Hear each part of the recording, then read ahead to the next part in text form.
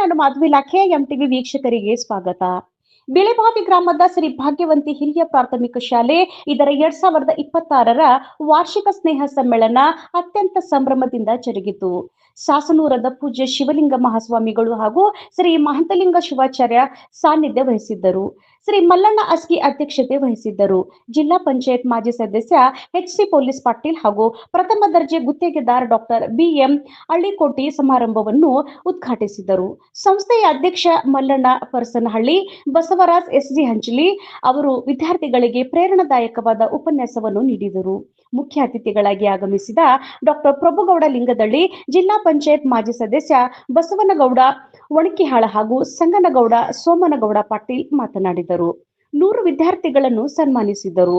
ಮಕ್ಕಳ ಸಾಂಸ್ಕೃತಿಕ ಕಾರ್ಯಕ್ರಮ ಎಲ್ಲರ ಕಣ್ಮನ ಸೆಳೆದವು. ಶಿಕ್ಷಕ ಮೊಹಮ್ಮದ್ ಬಾಗಲ್ಕೋಟ್ ಕಾರ್ಯಕ್ರಮ ನಿರ್ವಹಿಸಿದರು. ಕಾರ್ಯಕ್ರಮದಲ್ಲಿ ಗುರಣ್ಣಗೌಡ ಗುರಡ್ಡಿ, ಪ್ರಾಥಮಿಕ ಶಾಲಾ ಶಿಕ್ಷಕರ ಸಂಘದ ತಾಲೂಕಾ ಅಧ್ಯಕ್ಷ ಬಿ.ಟಿ. ವಜ್ಜಲ್, ಸಿಆರ್ಸಿ ರಾಜು ಮುರ್ಮನ್, ಮಲ್ಲನಗೌಡ ಮಾಳಿ, ಮುತ್ತನಗೌಡ ಮಾಳಿ, ಸಂಗಮೇಶ್ ದೇಸಾಯಿ, ಸಾಹೇಬಗೌಡ ರಾರಡ್ಡಿ, ನಿವೃತ್ತ ಶಿಕ್ಷಕ ಸಾಹೇಬಗೌಡ ವಶ್ಯಾರ್, ಕಾರ್ಯದರ್ಶಿ ಸಿದ್ದನಗೌಡ ಪಸರನಹಳ್ಳಿ, ಮುಖ್ಯ ಗುರುಗಳಾದ ವಿಷ್ಣು ನಾಯಕ್, ಶಿಕ್ಷಕ ಸಿದ್ದರಾಮಯ್ಯ ಮಠ, ವಿದ್ಯಾರ್ಥಿ ಪ್ರತಿನಿಧಿ ಸಹನಾ ದೇಸಾಯಿ, ಆಡಳಿತ ಮಂಡಳಿ ಸದಸ್ಯರು, ಶಿಕ್ಷಕ ವರ್ಗ, ಸಿಬ್ಬಂದಿಗಳು, ಪಾಲಕರು ಹಾಗೂ ವಿದ್ಯಾರ್ಥಿಗಳು ಉಪಸ್ಥಿತರಿದ್ದರು. ವರದಿ ಶ್ರೀಶೈಲ್ ಸಜ್ಜನ, ಎಂಟಿವಿ ನ್ಯೂಸ್ ಕನ್ನಡ. ನಿರಂತರ ಸುದ್ದಿ ಮತ್ತು ಜಾಹೀರಾತುಗಳಿಗಾಗಿ ಎಂಟಿವಿ ಕನ್ನಡ ನ್ಯೂಸ್ ಅನ್ನು ಸಬ್ಸ್ಕ್ರೈಬ್ ಮಾಡಿ. ವೇದಿಕೆಗೆ ಸ್ವಾಗತ ಬಯಸೋಣ ಅನ್ನುವಂತ ಒಂದು ಮಾತನ್ನ ನಿಮ್ಮ ಹತ್ರ ನಾನು ವಿನಂತಿ ಪೂರ್ವಕವಾಗಿ ಕೊಡ್ತಾ ಇದ್ದೇನೆ. ನೀವೆಲ್ಲರೂ ಕಾತುರದಿಂದ ಕಾಯುತ್ತಿರುವಂತಹ ಕಾರ್ಯಕ್ರಮ ಇನ್ನೇನು ಕೆಲವು ಸೆಕೆಂಡ್ಗಳಲ್ಲಿ ಪ್ರಾರಂಭ ಮಾಡುವಂತ ಸುಧಾವಕಾಶ ನಮಗೆ ದೊರೆತು ಬಂದಿದ್ದು ನಮ್ಮ ಒಂದು ಪುಣ್ಯದ ಕೆಲಸ ಅನ್ನುವಂತಾನೆ ಒಂದು ಮಾತನ್ನ ಈ ಒಂದು ಸಂದರ್ಭದಲ್ಲಿ ನಿಮ್ಮ ಮುಂದೆ ವ್ಯಕ್ತಪಡಿಸ್ತಾ ಈಗ ಎಲ್ಲ ಗಣ್ಯರನ್ನ ಈ ಒಂದು ವೇದಿಕೆಗೆ ಸ್ವಾಗತವನ್ನ ಬಯಸುವಂತ ಒಂದು ಕಾರ್ಯಕ್ರಮ. ಜೋರಾದ ಚಪ್ಪಾಳೆಯನ್ನ ತಟ್ಟುವುದರ ಮುಖಾಂತರ ಈ ಒಂದು ಅತಿಥಿ ಮಹೋದಯರನ್ನ ವೇದಿಕೆಗೆ ಸ್ವಾಗತಿಸೋಣ ಅನ್ನುವಂತ ಒಂದು ಜೋರಾದ ಚಪ್ಪಾಳೆಯನ್ನ ತಟ್ಟುವುದರ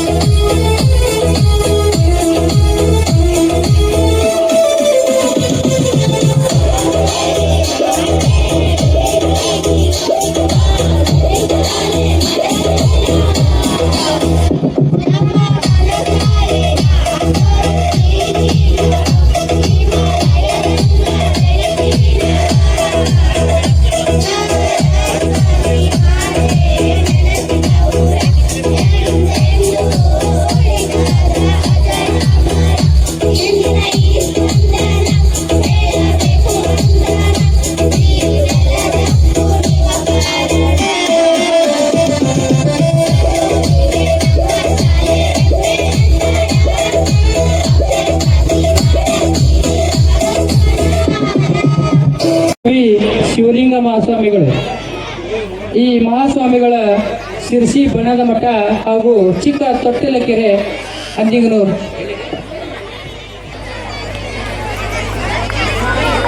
ಅದೇ ತರನಾಗಿ ಈ ಸಮಾರಂಭದ ಅಧ್ಯಕ್ಷತೆಯನ್ನು ವಹಿಸಿರುವಂತಹ ಮೃದು ಸ್ವಭಾವದ ಎಲ್ಲರನ್ನ ಅಪ್ಪಿಕೊಳ್ಳುವಂತಹ ಮನೋಭಾವನೆಯನ್ನು ಹೊಂದಿರುವಂತಹ ಈ ಸಂಸ್ಥೆಯ ಅಧ್ಯಕ್ಷರಾದಂತಹ ಮಲ್ಲಣ್ಣ ಇಂದಿರಾ ಗಾಂಧಿ ಮಕ್ಕಳ ಆಸ್ಪತ್ರೆ ವೈದ್ಯಕೀಯ ಶಿಕ್ಷಣ ಇಲಾಖೆ ಬೆಂಗಳೂರು, ಇವರು ಕೂಡ ನಮ್ಮ ಶಾಲೆಯ ವಿದ್ಯಾರ್ಥಿಗಳ ಪರವಾಗಿ ನಮ್ಮ ಕೆಲಸಗಳಿಗೆ ಇರುವಂತಹ ಮಾಜಿ ಜಿಲ್ಲಾ ಪಂಚಾಯತ್ ಸದಸ್ಯರಾದಂತಹ FC ಪೊಲೀಸ್ ಪಾಟೀಲ್ ಅವರಿಗೂ ಕೂಡ ಈ ವೇದಿಕೆ ಪರವಾಗಿ ಹಾಗೂ ನನ್ನ ಎಲ್ಲ ಶಿಕ್ಷಕ ವೃಂದದ ಪರವಾಗಿ ಸ್ವಾಗತ ಸುಸ್ವಾಗತವನ್ನು.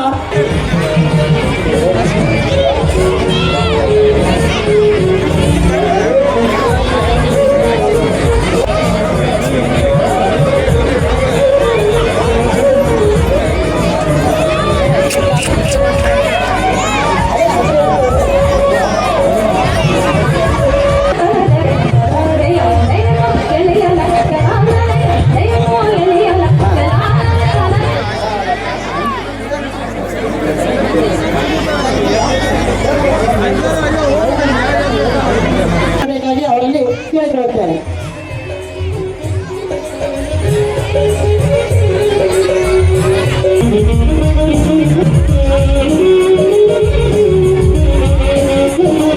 ಅದೇ ತರನಾಗಿ ವಿಶೇಷ ಉಪನ್ಯಾಸಕರಾಗಿ ಆಗಮಿಸಿರುವಂತಹ ಬಸನಗೌಡ ವಾಣಿಕ್ಯಾಳ್, ಮಾಜಿ ಜಿಲ್ಲಾ ಪಂಚಾಯಿತಿ ಸದಸ್ಯರು ವಿಜಯಪುರ, ಇವರನ್ನು ಅವರಲ್ಲಿ ಕೇಳಿಕೊಳ್ಳುತ್ತೇನೆ.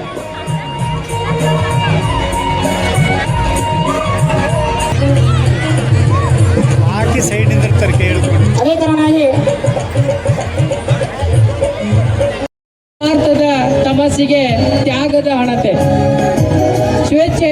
ಸ್ವೇಚ್ಛೆಯ ತಿಮಿರಿಗೆ ಸಂಸ್ಕಾರದ ಹಣತೆ, ಹಚ್ಚೋಣ ಬನ್ನಿ ಮತ್ಸರದ ಮಬ್ಬಿಗೆ ಮಮತೆಯ ಹಣತೆ. ಜೋರಾದ ಚಪ್ಪಾಳೆಯನ್ನು ತಟ್ಟುವುದರ ಮುಖಾಂತರ ಈ ಒಂದು ಉದ್ಘಾಟನಾ ಕಾರ್ಯಕ್ರಮವನ್ನು ನೆರವೇರಿಸಿಕೊಡ್ಬೇಕು. ಕಿಚ್ಚಿನ ಅಂಧಕಾರಕ್ಕೆ ಶಾಂತಿಯ ಹಣತೆ,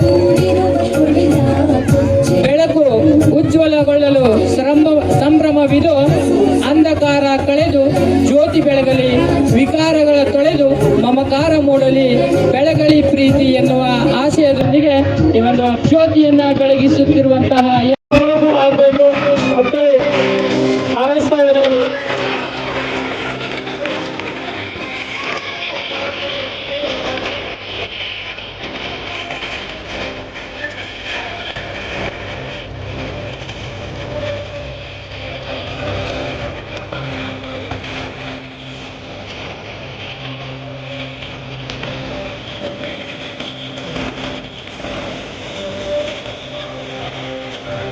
ವಿದ್ಯಾರ್ಥಿಗಳು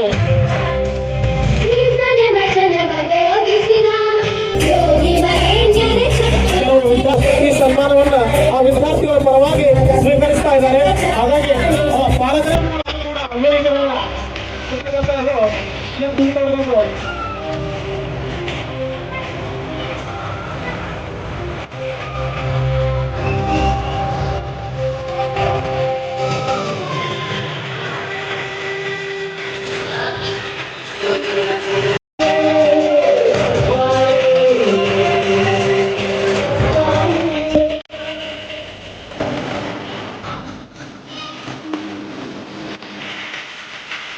ಈ ಎಲ್ಲ ವಿದ್ಯಾರ್ಥಿಗಳ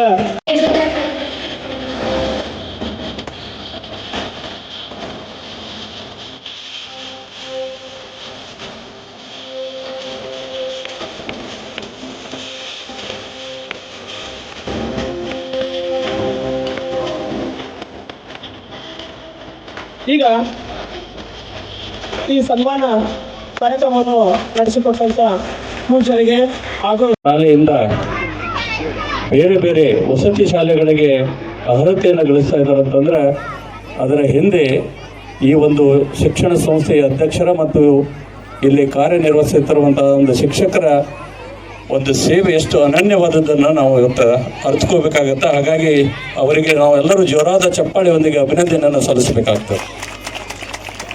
ಅವರ ಈ ಪ್ರಯತ್ನದಿಂದ ನಾವೇನು ಅನ್ಕೋತೀವತ್ತಂದ್ರೆ, ಹಿಂದಿ ಒಳಗೆ ಒಂದು ಮಾತು ಹೇಳ್ತಾರೆ, ಲೆಹರೋं से डरकर नौका पार नहीं होती, कोशिश करने वालों की कभी हार नहीं होती ಅಂತ.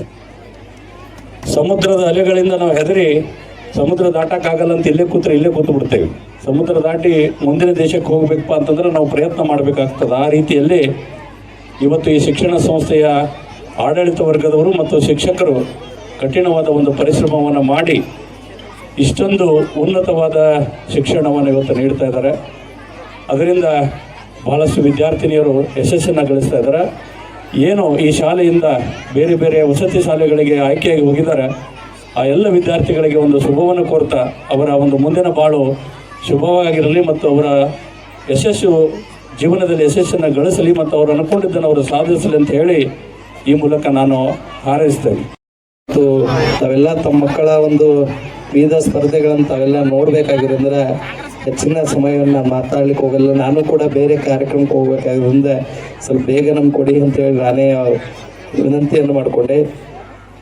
ಈಗ ಈ ಒಂದು ಸಂಸ್ಥೆನ ನಾನು ನೋಡ್ತಾ ಬಂದಿದ್ದೇನೆ. ಅತಿ ಕಡಿಮೆ ಸಮಯದಲ್ಲಿ, ರೀಸೆಂಟಾಗಿ ಅತಿ ಕಡಿಮೆ ಸಮಯದಲ್ಲಿ ಅತ್ಯಂತ ಹೆಚ್ಚಿನ ಮಟ್ಟದಲ್ಲಿ ಒಂದು ಗ್ರಾಮೀಣ ಪ್ರದೇಶದಲ್ಲಿ ಬೆಳೆದಂಥ ಸಂಸ್ಥೆ ಈ ಭಾಗ್ಯವಂತಿ ಸಂಸ್ಥೆ ಅಂತ ಹೇಳಕ್ಕೆ ನಾನು ಅತ್ಯಂತ ಹೆಮ್ಮೆಯನ್ನು ಪಡ್ತೇನೆ.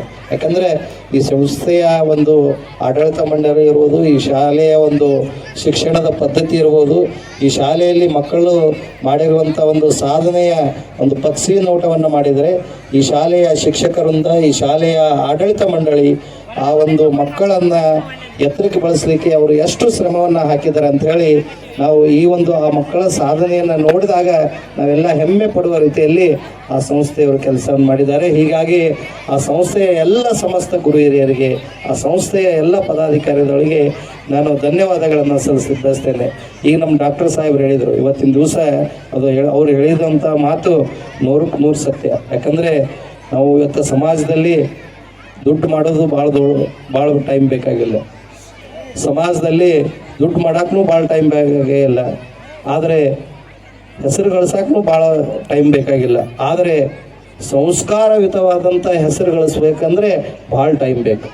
ಅದಕ್ಕೆ ನಾವು ಸಮಾಜದಲ್ಲಿ ನಾವು ಎಷ್ಟು ದುಡ್ಡು ಗಳಿಸಿ ಅನ್ನೋದು ದೊಡ್ಡದಲ್ಲ, ಸಮಾಜದಲ್ಲಿ ಎಂಥ ನಾವು ಹುದ್ದೆಗೆ ಹೋಗಿದ್ದೇನೆ ಅನ್ನೋದು ಭಾಳ ದೊಡ್ಡದಲ್ಲ.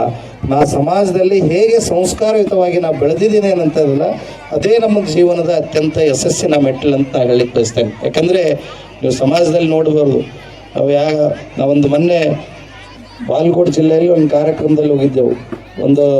ಇದು ಶಿಕ್ಷಣ ಕ್ಷೇತ್ರಕ್ಕೆ ಸಂಬಂಧಪಟ್ಟದ್ದು, ಪ್ರತಿಭಾ ವಿದ್ಯಾಪೋಷಕ ಅನ್ನುವಂಥ ಒಂದು ಸಂಸ್ಥೆ. ಚೀಫ್ ಗೆಸ್ಟ್ ಅಂತ ಕರೆದಿದ್ರು ನಮಗೆ. ಅಲ್ಲಿ ಎಲ್ಲರೂ ಹಿರಿಯರು ಬಂದವರೆಲ್ಲ ಮಾತಾಡ್ತಾ ಇದ್ದರು, ಇಲ್ಲ ಎಲ್ಲರೂ ನಾವು ಶಿಕ್ಷಣದಿಂದನೇ ನಮ್ಮ ದೇಶ, ಶಿಕ್ಷಣದಿಂದನೇ ನಮ್ಮ ಸಂಪತ್ತು, ಶಿಕ್ಷಣ ಒಂದಿದ್ರೆ ಜಗತ್ತಿನಲ್ಲಿ ನಾವು ಏನನ್ನು ಕೂಡ ಗೆಲ್ಬೋದು ಅನ್ನೋಂಥ ಮಾತನ್ನು ಹೇಳ್ತಿದ್ರು. ಆ ಹೇಳುವಂಥ ಸಂದರ್ಭದಲ್ಲಿ ನಾನು ವ್ಯತಿರಿಕ್ತವಾಗಿ 1-2 ಮಾತು ಬೇರೆ ಹೇಳಿದೆ. ಇಲ್ಲ, ಶಿಕ್ಷಣ ಭಾಳ ನಾವು ಕಲಿತಾ ಇರೋದು ಇವತ್ತು ನಮ್ಮ ದೇಶಕ್ಕೆ ಮಾರಕ ಆಗಕತ್ತೈತಿ, ಶಿಕ್ಷಣ ಯಾಕೋ ನಮ್ಗೆ ತೊಂದರೆಯನ್ನು ಕೊಡಾಕತ್ತೈತಿ ಈ ದೇಶಕ್ಕೆ ಅಂತ ಹೇಳಿ ಅಂದಾಗ ಇವರೆಲ್ಲ ಈಗ ಯಾಕೆ ಮಾತಾಡ್ತಾರೆ ಅನ್ನೋಂಥ ಮಾತು ಬಂತು. ಅವಾಗ ಹೇಳಿದೆ, ಯಾಕಂದರೆ ನೀವು ನೋಡ್ರಿ ನಮ್ಮ ದೇಶದಲ್ಲಿ ಇವತ್ತು, ನಮ್ಮ ದೇಶದಲ್ಲಿ ತೋರಿ ಅಥವಾ ಜಗತ್ತಿನಲ್ಲಿ ತೋರಿ, ಇವತ್ತು ಭ್ರಷ್ಟಾಚಾರತೆ ಅನ್ನೋದು ಎಲ್ಲಿತ್ತು. ಇವತ್ತು ನಾವು ರಾಜಕಾರಣಿಗಳು ಭ್ರಷ್ಟಾಚಾರತೆ ಮಾಡ್ತೀವಿ. ನಾವು ಫಸ್ಟ್ ಲಿಸ್ಟ್ನ್ಯಾಗ ಅದೀವಿ. ರಾಜಕಾರಣಿಗಳು ಅಂದರೆ ಯಾರು? ತಿಳುವಳಿಕೆ ಇದ್ದವರು, ಬುದ್ಧಿವಂತರು, ಶಿಕ್ಷಣವಂತ ಕಲ್ತವ್ರು.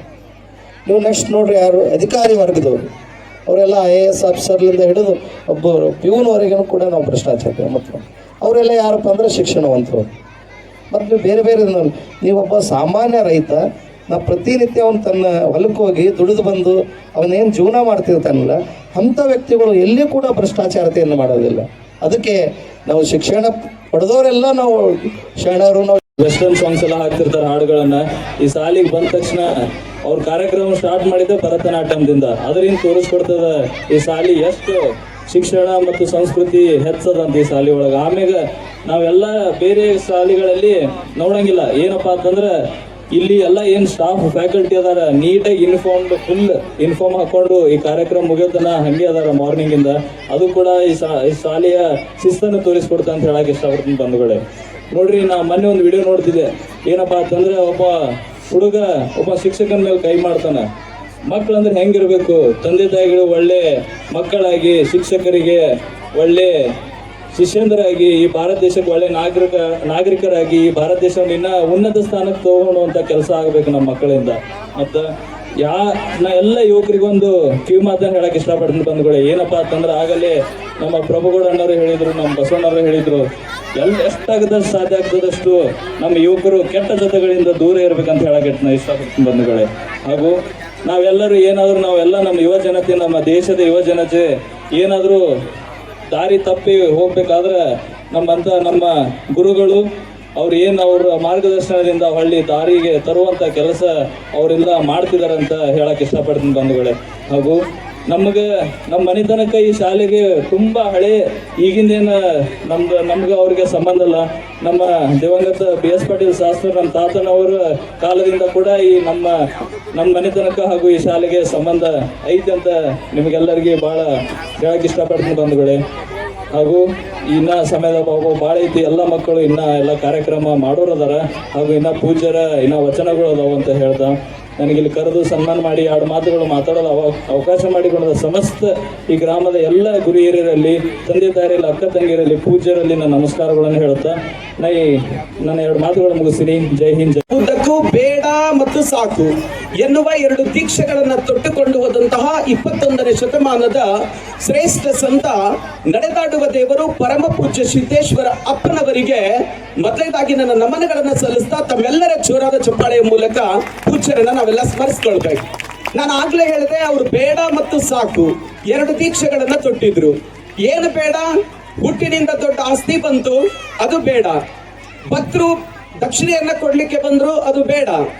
ಅಂಗಿಗೆ ಕಿಸೆ ಇದ್ರೆ ಹಾಕ್ಬೇಕು ಅಂತ ಆಸೆ ಬರುತ್ತೆ, ನನಗೆ ಕಿಸೆ ಬೇಡ. ಕರ್ನಾಟಕ ವಿಶ್ವವಿದ್ಯಾಲಯ ಧಾರವಾಡದವರು ಗೌರವ ಡಾಕ್ಟರೇಟ್ ಕೊಡ್ಲಿಕ್ಕೆ ಬಂದ್ರು, ಅದು ಬೇಡ. ಲಾಸ್ಟಿಗೆ ಭಾರತ ಸರ್ಕಾರ ಪದ್ಮಶ್ರೀ ಪ್ರಶಸ್ತಿಯನ್ನ ಕೊಡ್ಲಿಕ್ಕೆ ಬಂತು, ಅದು ಬೇಡ.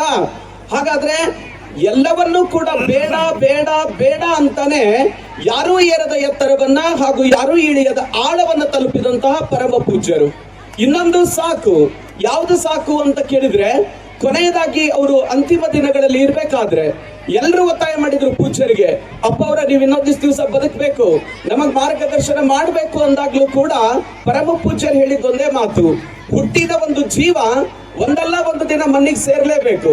ನಾನು ದೇಶದ ಪ್ರಧಾನಮಂತ್ರಿ ಆಗಿದ್ರು ಸರಿನೇ, ಅಧಿಕಾರದಲ್ಲಿ ಎತ್ರಿ ಇದ್ರು ಸರಿನೇ, ಟಾಟಾ ಬಿರ್ಲಾ ಅಂಬಾನಿ ಏನಾಗಿದ್ರು ಸರಿನೇ, ಏನೇ ಸಾಧನೆಯನ್ನ ಮಾಡಿದ್ರು ಸರಿನೇ, ಜ್ಞಾನವನ್ನ ಪಡೆದಿದ್ರು ಸರಿನೇ, ಹುಟ್ಟಿದ ಜೀವ ಒಂದಿನ ಸಾಯ್ಬೇಕು.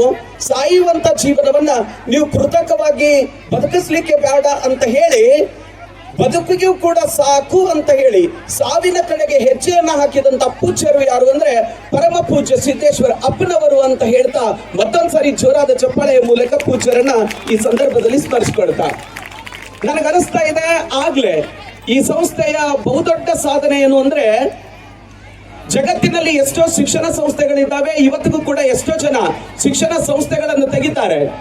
ಸಂಸ್ಥೆ ಹುಟ್ಟಿ 10 ವರ್ಷ, 20 ವರ್ಷ, 30 ವರ್ಷ, 40 ವರ್ಷ ಆದ್ರೂ ಕೂಡ ಒಂದು ಸಂಸ್ಥೆಗೆ 100 ಜನ ವಿದ್ಯಾರ್ಥಿಗಳನ್ನ ಇವತ್ತು ಸೈನಿಕ, ಮುರಾರ್ಜಿ, ಆದರ್ಶ, ನವೋದಯ ಸೇರಿದಂತೆ ಪರೀಕ್ಷೆಗಳಿಗೆ ಸೆಲೆಕ್ಷನ್ ಮಾಡ್ಲಿಕ್ಕೆ ಆಗಿರೋದಿಲ್ಲ.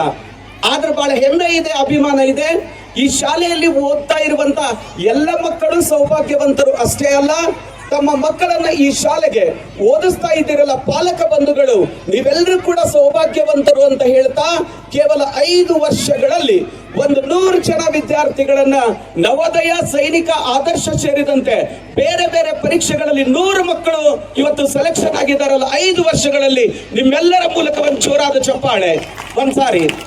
ಮತ್ತು ಈ ಭಾಗದ ಸರಳ ಸಜ್ಜನಿಕೆಯ ಡಾಕ್ಟರ್ ಆಗಿರ್ಬೋದು ಮತ್ತು ಮುಂದಿನ ಭವಿಷ್ಯತ್ತಿನಲ್ಲಿ ಈ ಕ್ಷೇತ್ರದ ಶಾಸಕರಾಗಿರ್ತಕ್ಕಂಥ ನಮ್ಮ ಆತ್ಮೀಯ ಬಂಧುಗಳಾಗಿರ್ತಕ್ಕಂಥ ಡಾಕ್ಟರ್ ಪ್ರಭುಗೌಡ ಪಾಟೀಲ್ ಅವರೇ, ಇನ್ನೊಬ್ಬ ನಮ್ಮ ಪಕ್ಷದ ಮಾಜಿ ಶಾಸಕರು, ಸರಳ ಸಜ್ಜನಿಕೆಯ ರಾಜಕಾರಣಿಗಳು, ನಮ್ಮೆಲ್ಲರಿಗೆ ಮಾರ್ಗದರ್ಶಕರು, ಅವರ ಸುಪುತ್ರರಾಗಿರ್ತಕ್ಕಂಥ ಸನ್ಮಾನ್ಯ ಸಂಗನಗೌಡ ಪಾಟೀಲ್ ಅವರೇ, ವೇದಿಕೆ ಮೇಲೆ ಉಪಸ್ಥಿತಂತ, ಯಾಕಂದರೆ ಸಮಯ ಭಾಳ ಆಗಿದೆ, ನನಗಿಂತ ಕಿರಿಯರಿಲ್ಲ, ಶಿವಭಕ್ತರಿಗಿಂತ ಹಿರಿಯರಿಲ್ಲ ಎನ್ನುವಂತೆ ವೇದಿಕೆ ಮೇಲೆ ಉಪಸ್ಥಿತ ಎಲ್ಲ ಹಿರಿಯರೇ, ಈ ಕಾರ್ಯಕ್ರಮದಲ್ಲಿ ಪಾಲ್ಗೊಂಡಿರ್ತಕ್ಕಂಥ ಎಲ್ಲ ಪಾಲಕ ತಂದೆ ತಾಯಿಂದರೆ, ಮುದ್ದು ವಿದ್ಯಾರ್ಥಿನಿಯರೇ, ಪತ್ರಿಕಾ ಮಾಧ್ಯಮದವರೇ, ನಾನು ಇಲ್ಲಿ ಮಾತನಾಡುವುದಂಥದ್ದು ಏನಿಲ್ಲ ಅಂತ ನಾನು ತಿಳ್ಕೊಂಡಿದ್ದೇನೆ. ಯಾಕಂದರೆ ಅಂಚಲಿ ಸರ್ ಅವರು, ಅಂಚಲಿಯವರ ಅಣ್ಣ ಒಬ್ಬರು ಅಶೋಕ್ ಅಂಚಲಿ ಅನ್ನೋದು ನಮಗೆ ಭಾಳ ಹತ್ತಿರದ ಗುರುಗಳು ಮತ್ತು ನಮ್ಮ ಭಾಳ ಆತ್ಮೀಯರು. ನಾನು ಅಂಚಲಿ ಅಂದ್ಗಳೇ ಅವರು ಬಂದ ತಕ್ಷಣ ನಾನು ಅಂಚಲಿ ಅನ್ನೋದ್ರೆ ಸ್ವಲ್ಪ ನ್ಯಾಲೆ ತೆಳಗೆ ನೋಡಿದೆ, ಅವರೇ ಮತ್ತೇನೋ ಫರಕ್ ಆಗ್ಯಾರಂತ ನ್ಯಾಲೆ ತೆಳಗೆ ನೋಡಿದಾಗ ಅವರು ಕೂಡ ಒಳ್ಳೆಯ ವಾಗ್ಮಿಗಳಾಗಿದ್ದರು. ಅವರ ಭಾಷಣವನ್ನು ನಾನು ಕೇಳಿದರೆ ಭಾಳ ಸಂತೋಷ ಆಗ್ತದೆ. ನಾನು ಹೆಚ್ಚಿಗೆ ಮಾತನಾಡಲ್ಲ, ಯಾಕೆ ಇವತ್ತು ಇಲ್ಲಿ 1 ನಿಮಿಷ ಮಾತನಾಡಲಿಕ್ಕೆ ಅವಕಾಶ ಬಂದಿದ್ದೇನೆ ಅಂದರೆ, ಸನ್ಮಾನ್ಯ ನನ್ನ ಊರಿನಲ್ಲಿ ಮೊಟ್ಟ ಮೊದಲನೇದಾಗಿ ಟ್ಯೂಷನ್ ಹೇಳಕ್ಕಂತ ಬಂದಂಥ ಒಬ್ಬ ಸಿದ್ದನಗೌಡ ಇವತ್ತು ಈ ಶಾಲೆಯ ಈ ಮಟ್ಟಕ್ಕೆ ತಂದಿದ್ದಾನಂತ ಒಂದು ಅಭಿನಂದನೆ ನುಡಿಯನ್ನು ಹೇಳಲಿಕ್ಕೆ ಬಂದಿದ್ದಾರೆ. ಇವನ ಮತ್ತೇನೂ ಅಲ್ಲ, ಯಾಕಂದರೆ ಬಹುಶಃ ಈ ಭಾಗದಲ್ಲಿ ಅನೇಕ ಮುಖಂಡರು ಎಲ್ಲರೂ ಇದ್ದಾಗೂ ಕೂಡ ಭಾಳ ಸಲ ಬಂದು ನೀವು ಈ ಕಾರ್ಯಕ್ರಮಕ್ಕೆ ಉದ್ಘಾಟಕರಾಗಿ ಬರೋಕೆ ನಾನು ಬೇಡಪ್ಪ, ಅಲ್ಲೆಲ್ಲ ದೊಡ್ಡ ದೊಡ್ಡರಿದ್ದಾರೆ, ನಾನೇನು ಬರತಕ್ಕಂಥ ಅವಶ್ಯಕತೆ ಇಲ್ಲ ಅಂತ ಹೇಳಿದರೂ ಕೂಡ ಇವತ್ತು ಭಾಳ ಮುತುವರ್ಜಿ ವಹಿಸಿ ಭಾಳ ಕೆಲಸವನ್ನು ಮಾಡಿದ್ದಾರೆ. ಭಾಳ ಸಂತೋಷ ಆಗ್ತದೆ. ಯಾಕಂದರೆ ಈ ಶಾಲೆ ಕಟ್ಟಬೇಕು, ಈ ಶಾಲೆಯನ್ನು ನಡೆಸ್ಕೊಂಡು ಹೋಗ್ಬೇಕಂದ್ರೆ ಈಗ ಅಂಚಲಿ ಸರ್ ಹೇಳಿದ್ರಲ್ಲ, 300 ವಿದ್ಯಾರ್ಥಿಗಳ ಶಾಲೆಯನ್ನು ಮಾಡಿ ಒಂದು ನೆನಪದೆ ನನಗೆ. ನಾನು ಒಂದು ವಿದ್ಯಾರ್ಥಿಗೆ ಒಂದು ರೆಕಮೆಂಡ್ ಮಾಡಿದ್ದೆ. ಈ ಶಾಲೆಯಲ್ಲಿ 1 ಎಕರೆ ಹೊಲ ಇತ್ತು ಒಬ್ಬ ಹುಡುಗಿಗೆ. ಆ ಹುಡುಗಿ ಇವತ್ತು ಬಸವೇಶ್ವರ ಇಂಜಿನಿಯರಿಂಗ್ ಕಾಲೇಜಿನಲ್ಲಿ SC ಹುಡುಗಿಯಾಗಿ, ಆ ಹುಡುಗಿ ಇವತ್ತು BE ಕಂಪ್ಯೂಟರ್ ಸೈನ್ಸ್ನಲ್ಲಿ 3ನೇ ಸೆಮಿಸ್ಟರ್ನಲ್ಲಿ 70-80% ಮಾರ್ಕ್ಸನ್ನು ತೆಗಿತಾ ಇದ್ದಾಳೆ. ಅದು ಸಿದ್ದನಗೌಡರ ಪ್ರಭಾವ ಅಂತ ನಾನು ಹೇಳಲಿಕ್ಕೆ ಈ ಸಂದರ್ಭದಲ್ಲಿ ಖುಷಿಪಟ್ಟು, ಇನ್ನೂ ಕೂಡ ಈ ಶಾಲೆ ಹೆಚ್ಚಿನ ರೀತಿಯಲ್ಲಿ ಬೆಳೀಲಿ. ಭಾಳ ಎಲ್ಲರೂ ಕೂಡ ಅದರ ಮೇಲೆ ಇಲ್ಲಿರ್ತಕ್ಕಂಥ ರಾಜಕಾರಣಿಗಳೇ ನಾನು ಒಂದೇ ಮಾತು ಹೇಳೋದು, ನಿಮ್ಮೆಲ್ಲರ ಆಶೀರ್ವಾದ ಈ ಶಾಲೆ ಮೇಲೆ ಇರಲಿ ಅಂತ ಒಂದು ಮಾತನ್ನು ಹೇಳಿ ಇವತ್ತಿನ ಕಾರ್ಯಕ್ರಮಕ್ಕೆ ಬಂದು ಮಾತಾಡಲು ಅವಕಾಶ ಮಾಡಿಕೊಟ್ಟು ತಮ್ಮೆಲ್ಲರೂ ನಮಸ್ಕರಿಸಿ ನನ್ನ ಮಾತು ವಸತಿ ಶಾಲೆಗೆ ಆಯ್ಕೆಯಾಗಿರುವಂತಹ ವಿದ್ಯಾರ್ಥಿನಿ ತನ್ನ ಗುರುಗಳಿಗೆ ಕಾಣಿಕೆಯನ್ನು ನೀಡಲಿಕ್ಕೆ ಬಂದಿರುವಂತಹ ಒಂದು ಹೆಮ್ಮೆಯಾದಂತಹ ವಿಷಯ ಆಗಿರ್ತದೆ.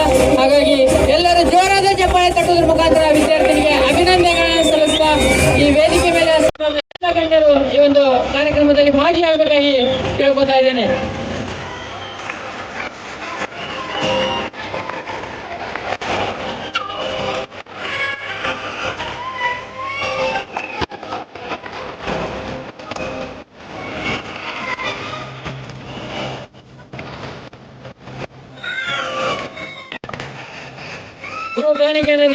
ನಮಿಸುತ್ತ ಸಿದ್ದನಗೌಡ ಪರಮೇಶ್ವರ ಸರ್ ಅವರಿಗೆ ವೇದಿಕೆಯಾದ ಒಂದು ಸ್ವಲ್ಪ ಧೈರ್ಯ ಮಾಡ್ತಾ ಇಲ್ಲ ವೇದಿಕೆಯಲ್ಲಿ ಮಾತಾಡೋಕ್ಕೆ. ಅವರ ಮನದಾಳದ ಮಾತನ್ನು ನನಗೆ ಹೇಳಂತ ಹೇಳಿದ್ದಾರೆ ದಯವಿಟ್ಟು. ಸೊ ಹಾಗಾಗಿ ಆ ಸಿದ್ದನಗೌಡ ಸರ್ ಪರಮೇಶ್ವರ ಅವರ ಮನದಾಳದ ಮಾತನ್ನು ನಾನು ಹೇಳ್ತಾ ಇದ್ದೇನೆ. ಯಾಕಂದರೆ ಈಗ ನಮ್ಮ ಅಂಚಲಿ ಸರ್ ಅವರು ಹೇಳಿದ್ರು, ಸಿದ್ದನಗೌಡ ಸರ್ ಚಿಕ್ಕ ವಯಸ್ಸಿನಲ್ಲಿ ಇಂಥ ದೊಡ್ಡ ಸಾಧನೆ ಮಾಡಿದ್ದಾರೆ. ಅವರಿಗೆ ಸರ್ಕಾರಿ ಶಿಕ್ಷೆ ಹುದ್ದೆ ಬಂದಿದ್ದರೂ ಕೂಡ ಅವರು ಅದನ್ನು ತ್ಯಜಿಸಿ ನಮ್ಮ ಗ್ರಾಮೀಣ ಮಕ್ಕಳಿಗೆ ಶಿಕ್ಷಣವನ್ನು ನೀಡಿ ಅವರ ಒಂದು ಯಶಸ್ಸಿನ ಹಾದಿಯಲ್ಲಿ ಯಶಸ್ಸಿನಲ್ಲಿ ನನ್ನ ಖುಷಿ ತೃಪ್ತಿಯನ್ನು ಕಾಣಬೇಕಂತೇಳಿ ಅವರು ಈ ಸಂಸ್ಥೆ ತೆಗೆದಾರಂತ ಹೇಳಿದರು. ಆದರೆ ಆ ಸಿದ್ದನಗೌಡ ಸರ್ ಅನ್ನೋದು ಕೇವಲ ಅವರು ಇದು ಸಂಸ್ಥೆ ಕಟ್ಟಬೇಕನ್ನೋದು ಅವರಿಗೆ ಒಂದು ಕನಸಾಗಿತ್ತು. ಆ ಕನಸಿಗೆ ನೀರೆರೆದು ಪೋಷಿಸಿ ಪಾಲನೆ ಮಾಡಿದಂಥವರು ಅವರ ಮಾವನವರಾದಂತಹ ಶ್ರೀಯುತ ಮಲ್ಲನಗೌಡ ಅಸ್ಕಿ ಅವರು. ಸೊ ಅವರ ಮಾವನವರ ಒಂದು ಸಹಕಾರದಿಂದಲೇ ಈ ಒಂದು ದೊಡ್ಡ ಮಟ್ಟದ ಸಂಸ್ಥೆ ಈ ಒಂದು ಬೆಳೆದು ನಮ್ಮ ಬಿಳೆಬೇವು ಗ್ರಾಮದಲ್ಲಿ ಬೆಳೆದು ನಿಂತಿದೆ. ಸೊ ಅದಕ್ಕೆ ಸಹಕಾರಿಯಾಗಿರ್ತಕ್ಕಂಥವರು ಅವರ ತಂದೆಯವರು, ಅವರ ಚಿಕ್ಕಪ್ಪನವರು ಹಾಗೂ ಅವರ ಊರಿನ ಮತ್ತು ನೆರೆಯ ಸುತ್ತಮುತ್ತಲ ಹಳ್ಳಿಯಲ್ಲಿರ್ತಕ್ಕಂಥ ಅವರ ಸ್ನೇಹ ಒಂದು ಬಳಗ. ಆ ಸ್ನೇಹ ಬಳಗವೇ ಇವತ್ತು ಈ ಸಿದ್ದನಗೌಡ ಸರ್ ಅವರ ಒಂದು ಸಾಧನೆಗೆ ಸ್ಫೂರ್ತಿ ಮತ್ತು ಸಹಕಾರ ಅಂತ ಹೇಳುತ್ತಾ ಈ ಸಿದ್ದನಗೌಡ ಸರ್ ಅವರ ಪರವಾಗಿ ಮಾತಾಡೋಕ್ಕೆ ಅವಕಾಶ ಕೊಟ್ಟಂತ ಎಲ್ಲರಿಗೆ ಧನ್ಯವಾದಗಳು.